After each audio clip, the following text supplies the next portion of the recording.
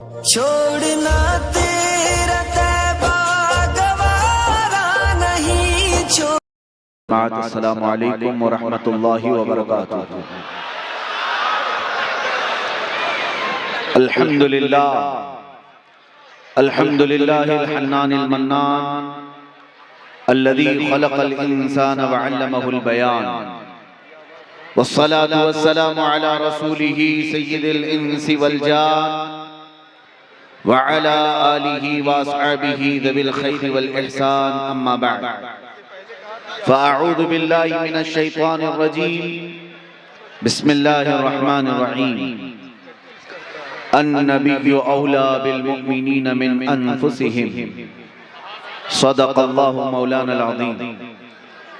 बारगाह रिसालत मुआब सल्लल्लाहु अलैहि वसल्लम में दुरूद पाक का हदिया पेश करें। अल्लाहुम्मा सल्लि अला सय्यिदिना व मौलाना मुहम्मदिन मअदनिल जूदि वल करम व आलिहि व अस्हाबिहिल किराम व इब्निहिल करीम व बारिक व सल्लिम सलातन दाइमतन सरमदन अबदा। अज़ीज़ान गिराम वक़ार, हाज़रीन इजलास, मिंबर नूर पर जय्यद बावक़ार उलमा, फ़ज़ला, मुफ्तियान इकराम जलवाबार हैं और सबकी तक़ारीर और नातो मनक़बत आपने समाअत कर ली है। रात का काफ़ी हिस्सा गुजर चुका है, लेकिन झालदा के इस मैदान में जोश ऐसा नजर आता है कि अभी दिन के 12 बजे हुए हुए। सुभान अल्लाह, सुभान अल्लाह। रात के 2 बजे दीवानों का ये जोश किसी सियासी नेता के लिए नहीं होता, बल्कि रात के वक्त ये जोश और खरोश सिर्फ मुस्तफा करीम के दीवानों में हुआ करता है। मेरे अजीजों, 100-200 रुपये के लिए जमा करने वाले मजमे भी देखे होंगे और दिन में लाल पट्टा, शाम में हरा पट्टा, फिर रात को नीला पट्टा बांधने वाले मजमे भी हमने देखे हैं। लेकिन बहुत बड़ा फर्क है, यहाँ मुंतज़िमीन इजलास ने किसी को 100 रुपये दे के बुलाया नहीं है और न ही यहाँ आने वाले को कुछ दे करके भेजने का वादा किया गया है। लेकिन इस जलसे में आने वाले हर जवान को पता है कि यहाँ आने वाला एक मुकर्रिर ऐसा भी है जो अपनी तकरीर में सीधे अपनी गर्दनें मांगता है और सबको पता है जो तकरीरें हमारी सुनते हैं, यहाँ बिला चूचिरा जब मैं मुस्तफा करीम के कदमों का जिक्र करता हूँ, हर जवान अपनी गर्दन निछावर करने को तैयार होता। मैं उस जालिम दुनिया से पूछना चाहता हूँ, हम हजार अगरचे टूटे हुए हैं, लाओ ये मजमा जो मेरे मुस्तफा पर कुर्बान होने वाला, अगर तुम्हारे खीमे में कहीं एक बच्चा भी नजर आ जाए तो मुझे बता दो। एक बच्चा भी कहीं नजर आ जाए तो बता दो, इसलिए कि ये खासा सिर्फ और सिर्फ मेरे मुस्तफा के दीवानों का है। अल्लाह करीम ने हुजूर के आशिकों में ये जज्बा रखा है कि वो हर चीज टूट जाने के बाद भी, बिखर जाने के बाद भी खड़े रहते हैं, जमे रहते हैं और डटे रहते हैं। और उनका सिर्फ और सिर्फ नारा यही होता है, जो जान मांगो तो जान दे दे, जो माल मांगो तो माल दे दे, मगर ये हमसे कभी ना होगा, नबी का जाहो जलाल दे दे। अजीज़ान गिराम वक़ार, कुरान में अल्लाह अज़्ज़ा व जल ने इरशाद फरमाया, अन्नबिय्यु औला बिल मुमिनीन मिन अनफुसिहिम। नबी मोमिनों से उनकी जान से ज्यादा करीब है, उनकी जान से ज्यादा हक रखते हैं। जितना तुम्हारी जान पर तुम्हारा हक नहीं, इससे ज्यादा तुम्हारा नबी पाक सल्लल्लाहु तआला अलैहि वसल्लम के लिए हक है। इसीलिए हुजूर के आशिकों ने ये पुकारा है ना, ये एक जान क्या है, अगर हो करोड़ों तेरे नाम पे सबको वारा करूं, करूं तेरे नाम पे जां फिदा, न बस एक जां दो जहां फिदा, दो जहां से भी नहीं जी भरा, करूं क्या करोड़ों जहां नहीं। नबी पाक सल्लल्लाहु तआला अलैहि वसल्लम के लिए जान फिदा कर देना, इसको भी आशिकों ने कम समझा है। अगर करोड़ों जाने होती, सब हुजूर के कदमों पर वार दिए जाते। अजीजों, नबी पाक सल्लल्लाहु ताला अलैहि वसल्लम के लिए जो कुरान कहता है मैं उसी को आपके सामने रखता हूं। ईमान क्या है? आप मोमिन हैं, आप मुसलमान हैं। ईमान सिर्फ तुम्हारे सरों पर दिखने वाली टोपी का नाम नहीं है। ईमान सिर्फ तुम्हारे चेहरों पर नजर आने वाली दाढ़ी का नाम नहीं है। ईमान सिर्फ जुब्बे कुब्बे और इन अमामों का नाम नहीं है। दीन और ईमान क्या है? इकबाल से पूछो तो यही कहता है बमुस्तफा बरसा खैश के दी हमाओस। अपने आप को रसूलुल्लाह तक पहुंचा दो, दीन यही है। अगर बऊ न रसीदी तमाम बुलहबीस, और अगर तू रसूलुल्लाह की जात तक नहीं पहुंच सका, जिंदगी अबू लहब की तरह है। और जब हस्सानुल हिंद आला हज़रत इमाम अहले सुन्नत से पूछा जाए ईमान क्या है, ईमान किसे कहते हैं? दिन में 100 बार तस्बीह पढ़ने का नाम ईमान है, और घड़ी घड़ी सजदे करने का नाम ईमान है, या फिर कोई सफेद लिबास पहनने का नाम है ईमान है। आला हज़रत इमाम अहले सुन्नत फरमाते ईमान किसे कहते हैं? अल्लाह की सरताब कदम शान है ये। इंसान नहीं इंसान, वो इंसान है ये। कुरान तो ईमान बताता है उन्हें, और ईमान ये कहता है मेरी जान है। हुजूर की जात ऐने ईमान, ईमान यही है। इसीलिए रसूल करीम सल्लल्लाहु ताला अलैहि वसल्लम ने भी अपनी हदीस पाक में इरशाद फरमाया, ला युमिनु अहदुकुम हत्ता अकूना अहब्बा इलैहि मिन वालिदिही व वलदिही वन नासी अजमईन। तुम में से उस वक्त तक कोई ईमान वाला मुकम्मल नहीं हो सकता जब तक कि वो सारी दुनिया से ज्यादा मुझसे मोहब्बत न करे। दूसरी हदीस है नबी पाक सल्लल्लाहु अलैहि वसल्लम इरशाद फरमाते, ला युमिनु अहदुकुम हत्ता यकून हवाहु तबअन लिमा जीतु बिही। उस वक्त तक तुम पूरे मोमिन नहीं हो सकते जब तक कि अपनी ख्वाहिशात को मेरे हवाले नहीं करते। हुजूर पाक सल्लल्लाहु अलैहि वसल्लम की मर्जी के मुताबिक नहीं गुजारते, उस वक्त तक कोई मोमिन नहीं है। इसीलिए हमारी जिंदगी में सबसे अहम बात, हमारी जिंदगी का सबसे अहम टॉपिक, हमारी जिंदगी का सबसे अहम उन्वान ज़ाते मुस्तफा है, नबी पाक सल्लल्लाहु ताला अलैहि वसल्लम की जिंदगी।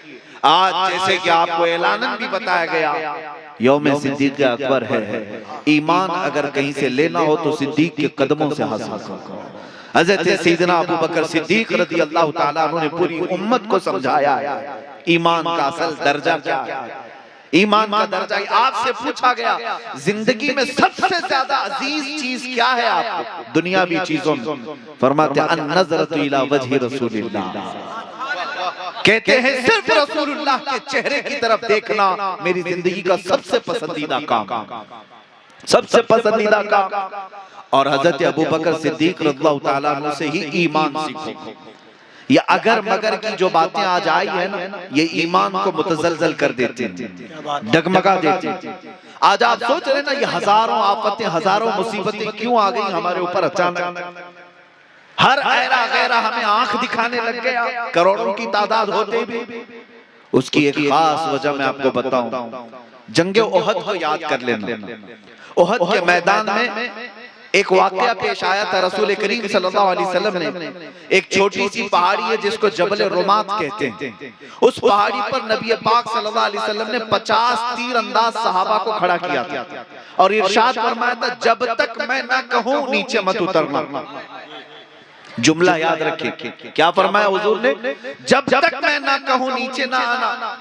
जंग चल रही थी, मुसलमान काफिरों पर गालिब आ गए, मुशरिकीन पीठ फेर कर भागने लग गए, माल गनीमत सब मैदान में पड़ा रहा, बिखरा रहा, सब मुशरिकीन भागने लगे। जंग खत्म होने के करीब आई तो जो मैदान में सहाबा थे वो माल जमा कर रहे थे।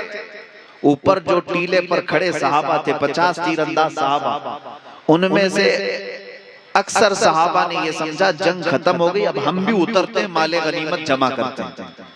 चंद साहबा ने कहा रुको, रसूलुल्लाह ने फरमाया जब तक मैं ना कहूं उतरना नहीं। तो बाकी साहबा ने इज्तिहाद किया। हम ये नहीं कहते कि उनकी आमदन खता थी, इज्तिहादन ये कहा कि नहीं, हुजूर के फरमाने का मतलब तो जंग खत्म होने तक का था। जंग तो खत्म हो गई, मुशरिकीन भाग रहे, चलो उतरो। तकरीबन आधे से ज्यादा सहाबा नीचे उतर आए। जो ऊंचे टीले पर जबले रुमात पर खड़े थे, वो लोकेशन ऐसा था, मेरे आका ने ऐसा खड़ा किया था, कोई काफिर सामने नहीं आ सकता था। आधे से ज्यादा सहाबा जब उतर गए, माले गनीमत जमा कर रहे थे, भागे हुए मुशरिकीन में जो जर्नेल थे खालिद बिन वलीद, वो ईमान लाए हुए नहीं थे, देखा ये टीला खाली हो गया, 200 घुड़सवारों को पीछे से दौड़ाते हुए लाए और ऊपर जो खड़े बाकी सहाबा थे उन सबको शहीद कर दिया, उनको तीर से शहीद कर दिया, उनको गिराया। फिर मैदान में जो माले गनीमत जमा कर रहे थे उन पर हमला किया और भागे हुए मुशरिकीन भी पलट आए, इधर से भी कुफार उधर से भी कुफार, बीच में सहाबा पिस गए, जिसकी वजह से 70 सहाबा की जाने गई थी, 70 सहाबा शहीद हुए। यही वो जंग है, जंगे उहद, जिसमें हजरत अमीर हमजा का सीना चाक करके कलेजा निकाल कर चबाया गया था। यही वो जंग है जिसमें हजरत अब्दुल्ला बिन जहश के टुकड़े टुकड़े करके काफिरों ने हार बनाकर गले में पहना था। यही वो जंग है जिसमें हजरत अनस बिन नुज़ैर की सिवाय उंगली के कुछ नहीं मिला था।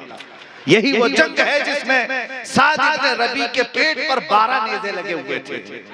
यही वो जंग है जिसमें रसूलुल्लाह के दंदाने मुबारक शहीद हुए थे। 70 सहाबा में बड़े बड़े सहाबा शहीद हुए। मैं ये बात क्यों अर्ज कर रहा हूँ जानते हो?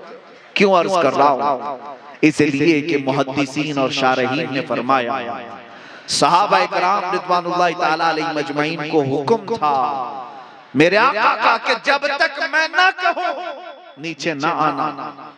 सहाबा इंतजार ना करे, ना किए और उतर आए।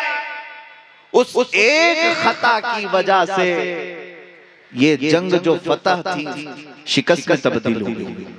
और शारहीन शुर्रा फरमाते हैं, कुरान की आयत है, फलयहज़रिल्लज़ीना युखालिफूना अन अम्रिही अन तुसीबहुम फितना औ युसीबहुम अज़ाबुन अलीम।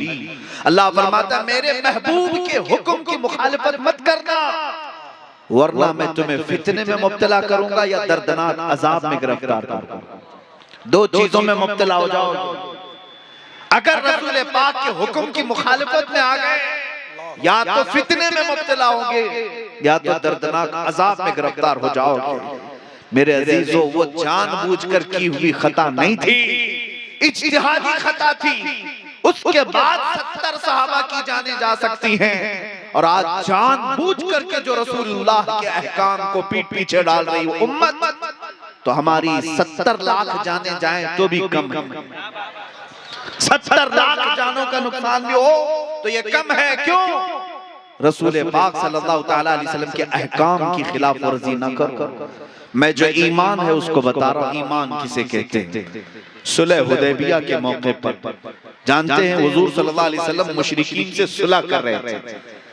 हुजूर सुलह कर रहे थे, सहाबा उनमें से कुछ राजी नहीं थे, इनसे जंग करना चाहिए, इन काफिरों के छक्के छुड़ा दे, इनको मारना चाहिए, ये हमें उमरा करने से रोक रहे हैं। लेकिन रसूल पाक सुलह कर रहे थे।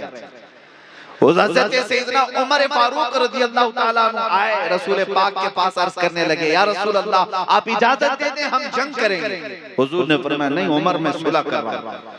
हज़रत उमर गए, सहाबा को पकड़ पकड़ कर कह रहे थे कि रसूल पाक सल्लल्लाहु अलैहि वसल्लम से अर्ज करें कि हमें जंग की इजाजत दी जाए। हुजूर जंग की इजाजत नहीं दे रहे। हज़रत उमर सीधे कहां आए जानते हैं? जिनका आज यौम है सिद्दीक़ अकबर, सैयदना अबू बकर सिद्दीक के पास आए और कहने लगे, अबू बकर तुम्हें पता नहीं रसूलुल्लाह मक्का के मुशरिकीन से सुलह की बात कर रहे हैं? हज़रत अबू बकर सिद्दीक कहते हाँ मुझे पता है। उमर तुम कहना क्या चाहते हो? हज़रत उमर ने कहा रसूल पाक सल्लल्लाहु अलैहि वसल्लम से जाओ कहो जंग की इजाजत दे, सुलह न करें। जानते हो हज़रत अबू बकर को इतना जलाल आया, इतना जलाल आया, हज़रत उमर के दोनों कंधे पकड़ करके हिलाया और कहा इल्ज़म ग़र्ज़क या उमर, ऐ उमर अपनी औकात में रहकर बात करो, ये फैसला किसी ऐसे वैसे का नहीं, अल्लाह के रसूल का फैसला। ईमान इसे कहते हैं, ईमान। अगर रसूल ने फरमा दिया, अगर मगर फिर ना करो, ये अल्लाह के रसूल का फरमान है। हज़रत उमर के बेटे बैठे हुए हैं साथ में, बहस चल रही थी किसी मसले पर, दोनों दलीलें दे रहे थे। हजरत उमर ने कहा अल्लाह के रसूल ने ये फरमाया, अपनी बात की दलील में हदीस पेश कर दिया। तो हजरत उमर के बेटे ने क्या कहा, अच्छा ठीक है रसूलुल्लाह ने फरमाया, मगर अभी इतना कहा था हजरत उमर ने तलवार निकाल दी। अल्लाह, हजरत उमर ने तलवार निकाल दी, जुमला रोक दो। बेटा सिर्फ ये कह रहा था ठीक है रसूलुल्लाह ने फरमाया, मगर इतना कहा था तलवार निकाल दी। कहा खबरदार, मेरे रसूल के फरमान के बाद अगर मगर निकाल दिया, उमर की छत के नीचे तेरे लिए कोई जगह नहीं हो सकती। नारे तकबीर, नारे रिसालत, अज़मते मुस्तफा, रिफाते मुस्तफा, शौकते मुस्तफा। ये ईमान है, ये ईमान है। सैयदना अबू बकर सिद्दीक रज़ियल्लाहु ताला अन्हु ने भी अपनी ज़ात पाक से लोगों को यही बताया। अजीज़ा ने गिरामी, कुल जहां हमारी, कुल कायनात हमारी रसूल पाक की जात है। इतनी बात याद रख लो। इकबाल ने बहुत प्यारे अंदाज से कहा था, इकबाल के शायद सैकड़ों अशार होंगे, हजारों अशार होंगे, सबको ये पल्ले में रखो और एक शेर ही काफी है जो पूरी कायनात के लिए है। इकबाल ने कहा था कि मोहम्मद से वफा तूने तो हम तेरे हैं, ये जहां चीज है क्या लौह कलम तेरे हैं। तुम क्या क्या हासिल करने की फिक्र कर रहे हो, तुम किस किस चीज के पीछे लगे हुए हो। तुम्हें सियासत चाहिए, तुम्हें कुर्सी चाहिए, तुम्हें तख्त चाहिए, तुम्हें इज्जत चाहिए, तुम्हें वकार चाहिए, तुम्हें दौलत चाहिए, ये सब चीज है क्या। हुजूर से वफा कर, लौह कलम तेरे, हुजूर से मोहब्बत कर, ये जहां चीज है क्या लौह कलम तेरे। अजीज़ा ने गिरामी वक़ार आला हज़रत फाज़िल बरेलवी रज़ियल्लाहु ताला अन्हु ने भी यही मकाम मुस्तफ़ा बयान किया। जिंदगी भर इन हमारे मशाइख ने, बुजुर्गों ने जो टॉपिक हमें दिया है वो नामूस मुस्तफ़ा का है। आज के दौर में मैं महसूस कर रहा हूँ कि अगर पूरी उम्मत को कोई नाम जमा कर सकता है और जगा सकता है तो सिर्फ आमिना के लाल का नाम है, मेरे मुस्तफ़ा करीम का नाम है। मैंने महसूस किया कि जब कोई एक पाखंडी भौंक रहा था हुजूर की शान, नबी पाक सल्लल्लाहु ताला अलैहि वसल्लम की इज्जत पर हमलावर था। जानते हैं मेरे अजीजों, हर मुसलमान का जज्बा है कि अपने जिस्म तो जिस्म, अपने दिल और कलेजे के 1000 टुकड़े निकाल कर रखे, इसलिए कि ये जो कुछ भी मिला है मेरे मुस्तफा के सदके में मिला है। नारे तकबीर, दोनों हाथों को उठाकर नारे तकबीर, नारे रिसालत, तहफ्फुज़े नामूसे रिसालत, अल्लामा सलमान अज़हरी साहब क़िबला। जो बात अर्ज कर रहा हूं तवज्जो से सुने। मामला ये था कि कभी किसी गुस्ताख के खिलाफ खड़े होकर के प्रैक्टिकल देख भी लेना, तजुर्बा भी कर लेना। जिस वक्त हमने ललकार करके कहा था कि हम मैदान में खड़े हैं, जिसकी हिम्मत है मेरे मुस्तफा के गुलाम से तू बतू मुकाबला करके दिखाए, इस ऐलान के बाद मेरे अजीजों हर सुन्नी घर का बच्चा तो बच्चा है, हर घर का बूढ़ा अपनी जगह पर, हर जवान अपनी जगह पर। मेरे पास आज भी वो लेटर भी मौजूद है, वो मैसेजेस भी मौजूद है कि हमारा जिनसे कोई ताल्लुक भी नहीं, हमारा जिनसे कोई सरोकार भी नहीं, दूर दराज बैठे हुए उन लोगों ने भी हमें मुरासिले भेजे, मैसेजेस भेजे, कहा मौलाना तुम्हारा हमारा इख्तिलाफ 1000 हो, गुंबद खजरा की अजमत पर हम भी निछावर होने को तैयार। मेरे अजीजों यही बात मैंने महसूस किया कि इस उम्मत के 1000 टुकड़े हो जाएं, इस उम्मत को टुकड़ों में बिखेर कर रख दिया जाए। उलमा तवज्जो से सुन लें, इनको जोड़ने के लिए फिर कोई कपड़ा पकड़ाने की जरूरत नहीं है, इनको जोड़ने के लिए रस्सियां बांधने की जरूरत नहीं है। एक बार नामे मुस्तफा का नारा लगाओ, 1000 टुकड़े हो, उम्मत एक झंडे के नीचे फिर आ जाए। ये मेरा नहीं है मेरे अजीजों, जालिमों ने ये समझा होगा जैसे वो अकीदत रखते हैं अपने गुरु घंटालों से, ऐसा ही मुसलमानों का भी मामला होगा। उन्हें अभी पता ही नहीं, यहाँ तो मेरे आका के वजू के कतरे को सहाबा जमीन पर गिरने नहीं देते। आज भी ये जज्बा मौजूद है, आज भी मौजूद है। मुझे आज भी 2 साल पहले की बात याद है, रमजान का महीना था, हमने ऐलान किया था चलो हम आते हैं आग में कूदने। हजारों लाखों नौजवान बच्चे इस बात को जानते होंगे, लेकिन मुझे एक बात याद आती है। बीच रमजान में एक नौजवान आया, हिप्पी कट है, दाढ़ी में भी डिजाइन है, पटे कपड़े हैं, जैसे फैशनेबल लोग घूमते रहते, कान में बाली भी, नशा करने वाले भी होंगे। नौजवान आया और कहा कि मौलाना मैं आपके पास आने से घबराता था, डरता हूँ, मेरी दुनिया ही अलग है, लेकिन अभी सुना है कि आप हुजूर पाक सल्लल्लाहु अलैहि वसल्लम के नाम पे आग में कूदने जा रहे हैं। मैंने कहा आपने कहा सुना? कहा मोबाइल पे देख रहा था, मुंबई की सरजमीन की बात कर रहा था। मैंने कहा तो क्या हुआ? कहा कि मौलाना मेरे हुलिये को मत देखें, आप ना जाना पहले मैं कूदने को तैयार। नारे तकबीर, लब्बैक लब्बैक या रसूल अल्लाह लब्बैक। उस दिन ये एहसास हुआ, हुलिया अपनी जगह पर, इसके गुनाह अपनी जगह पर। ए आमिना के लाल, तूने किस किस दिल में अपना घर बनाया हुआ, अल्लाह किस किस को अपना आशिक बनाया हुआ है। मैंने उस दिन देखा उस नौजवान को, आंखें छलक पड़ी, फिर पुकार कर मकीने गुंबदे खजरा से अर्ज किया, या रसूल अल्लाह, उम्मत गुनहगार तो हो गई लेकिन गद्दार नहीं है। लब्बैक या रसूल अल्लाह, हर हाथ उठे, लब्बैक या रसूल अल्लाह। सरकार की आमद, और जोर से, सरकार की आमद, दिलदार की आमद, लजपाल की आमद, यासीन की आमद, हुजूर की आमद, इश्क मोहब्बत, इश्क मोहब्बत। एक बात और आपके सामने रख दूं, जलसों में जाने का मेरा मिजाज नहीं था, और मैं जलसों के इस तरह रोजाना के बयानात का मुखर्रिर भी नहीं, मैं जज्बाती आदमी हूं।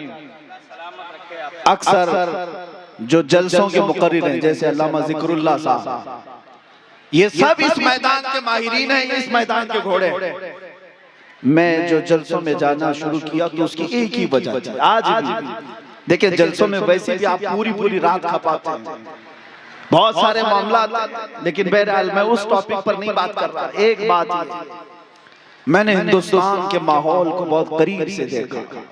6 महीने में तकरीबन 22 स्टेट का मैंने खुद सफर किया, 100 से ज्यादा जलसों को खिताब किया होगा, कोई एक जलसा भी नहीं जहां से लब्बैक का नारा ना लगा, कोई एक जलसा भी नहीं।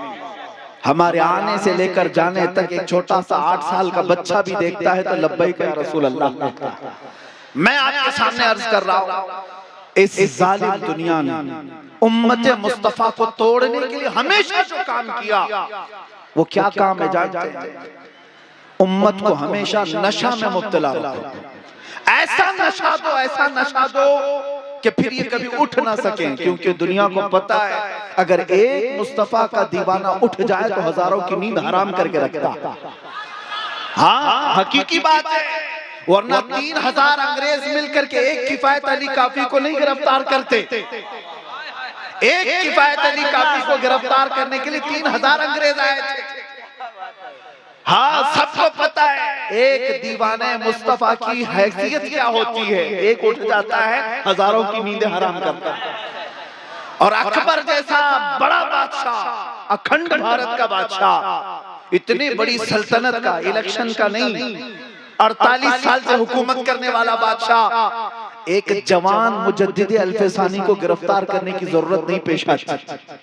कहां बादशाह की ताकत और कुव्वत, और कहां एक आलिम रब्बानी। दुनिया को पता है एक हक बोलने वाला आलिम जिंदा हो गया तो हजारों की नींद हराम करता है। ये अभी माजी करीब में भी हमने देखा, यूरोप की सरजमीन तक हिलती हुई नजर आती थी जब पड़ोस मुल्क से खादिम हुसैन लब्बैक का नारा लगाता था। पैरों से माजूर व्हीलचेयर पर बैठा हुआ, व्हील चेयर पर बैठ करके लब्बैक या रसूल अल्लाह कहे तो दुनिया के तख्त हिलते हुए नजर आते हैं। क्यों? यही बात समझो मेरे अजीजों, दुनिया हमेशा सुलाना चाहती है, तुम सोते रहो, तुम बिजली, गटर, नाले, पानी इसके बारे में बात करते रहो, अज़मत मुस्तफा पे मत बात करो। ये आज सियासी माहौल भी यही है, जितने हमारे सियासी नेता भी तुम चुन करके भेजे हो, उनमें एक ही ऐसा नहीं माइका लाल जो मेरे अज़मत मुस्तफा की अज़मत पर बात करे। मेरे अजीजों, हम कहते हैं ये गटर, नाले, बिजली की कमी या पानी कभी हम बर्दाश्त कर लेंगे, लेकिन नामूस मुस्तफा के खिलाफ एक जुमला भी बर्दाश्त नहीं करते, इसलिए कि हमें हमारी जानों से ज्यादा इज्जत मुस्तफा अजीज है। और हमें यह भी पता है आज जो हमें इज्जत मिली है ये मुस्तफा के नाम से मिली है। मैं जो बात कहने जा रहा हूं मुकम्मल करता हूं। नशा में ऐसा सुला दो, नशा में ऐसा सुला दो कि उठ ना सके। पिछले कई सालों से तुम पर भी ये इंप्लीमेंट करके देखा गया, एक्सपेरिमेंट करके देखा गया कि इनको इतना नशा दो। नशा का मतलब सिर्फ कोकेन, अफयून, चरस, गांजा ही नहीं, तुम्हें इंटरनेट के नशे में भी मुब्तला करके रखा गया।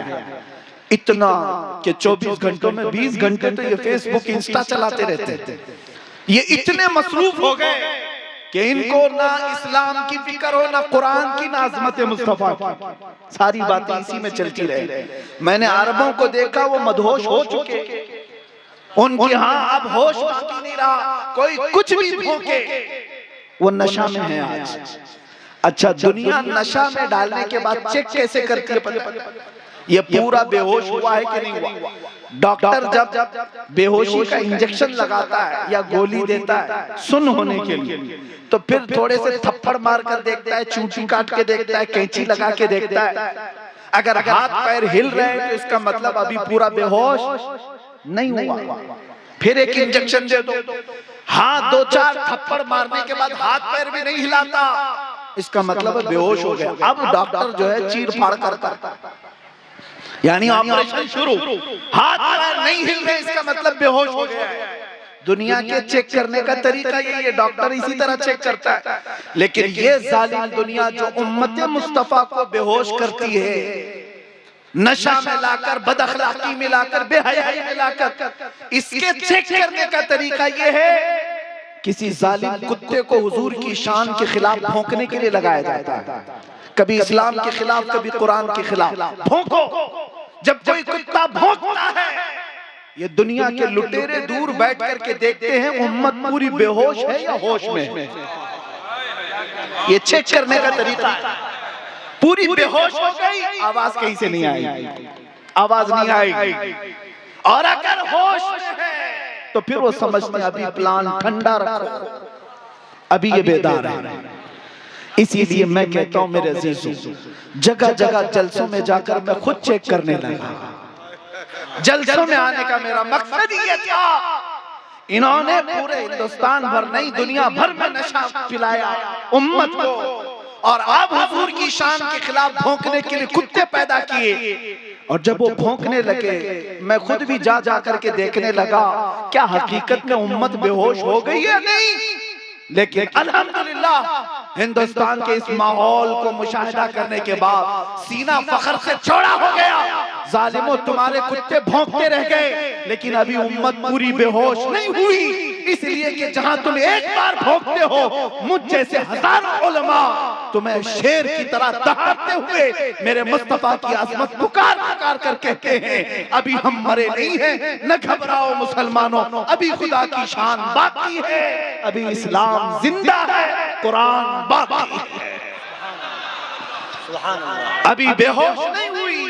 ये तुम्हारे लब्बैक के नारे, ये तुम्हारा मचलना, ये रातों में तुम्हारा जोशो खरोश, इस बात की अलामत है कि अभी उम्मत मरी नहीं। इधर उधर मौसम के कीड़े आते रहेंगे, मौसम जाते ही चले जाएंगे, कुछ नहीं होगा। कुछ लोग बहुत फिक्र अंगेज, बहुत फिक्र में रहते हैं, अब क्या होगा, तब क्या होगा। खौफ न रख रजा जरा, तू तो है अब्दे मुस्तफा, खौफ न रख रजा जरा, तू तो है अब्दे मुस्तफा, तेरे लिए अमान है, तेरे लिए अमान है।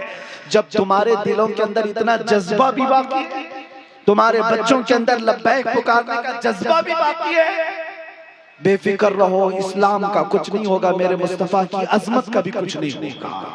जिस दिन तुम मरे रह गए, बेहोश रह गए, अपने मोबाइलों में खेलते रह गए, तो फिर इंतजार करो कि तुम्हारे घरों पर ये चिंगारियां आग बन करके जला देंगे, ये जला देंगे। लेकिन अब तक होश बाकी है। मैं उलमा से भी यही कहता हूं, जहां जाए इस कौम को जगाए तो सिर्फ मेरे मुस्तफा के नाम पर जगाए। अगर इनके सीनों में नाम मुस्तफा पर मचलने का जज्बा है तो समझ लें कि ईमान का चिराग अभी जिंदा, ईमान का चिराग बुझा नहीं है। और जब तक ईमान का चिराग रोशन है, किसी भी जालिम कुत्ते को तुम पर अल्लाह गालिब नहीं होने देगा, गालिब नहीं होने देगा। इन यंसुरकुमुल्लाह फला गालिब लकुम, कुरान कहता है अगर अल्लाह तुम्हारी मदद पे आए कोई गालिब नहीं आ सकता, कोई गालिब नहीं आ सकता।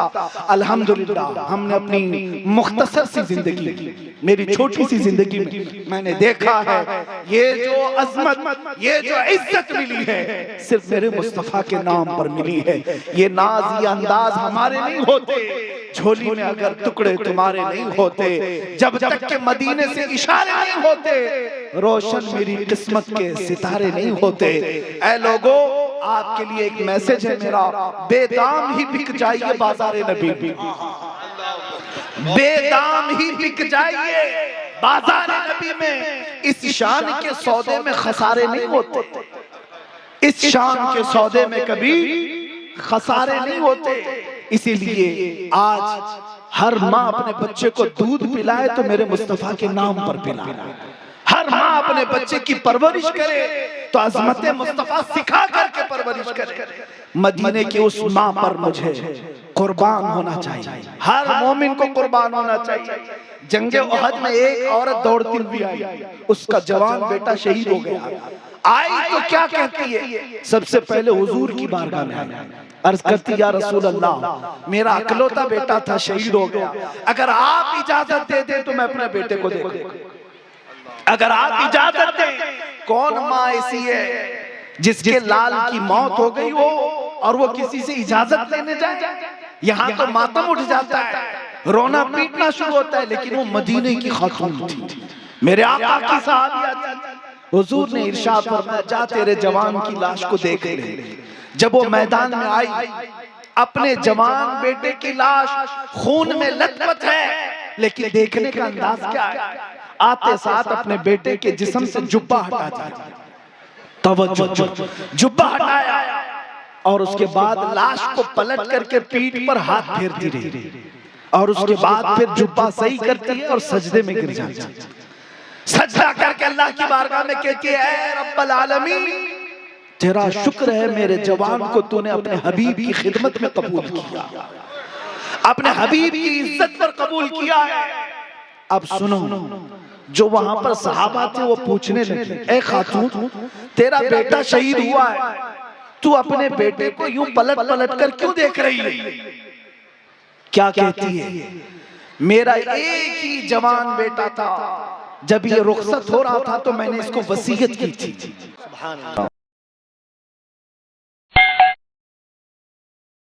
छोड़ना